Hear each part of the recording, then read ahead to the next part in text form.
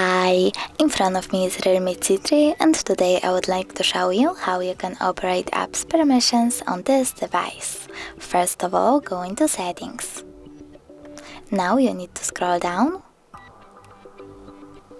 tap on app management and go into app permissions.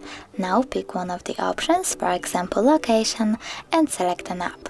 I will go with Instagram, so now when I click on it, I can select one of the options, never or while using. But if I click on the different app, for example clone phone, I have 3 options, so I can click always, never or while using. I will go with always, so when I click on it, clone phone just gained access to my device location.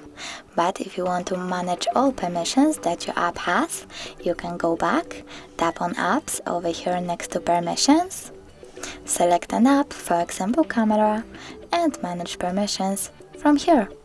Thanks so much for watching. If you enjoyed this video, smash that like button, comment, and don't forget to subscribe. Bye!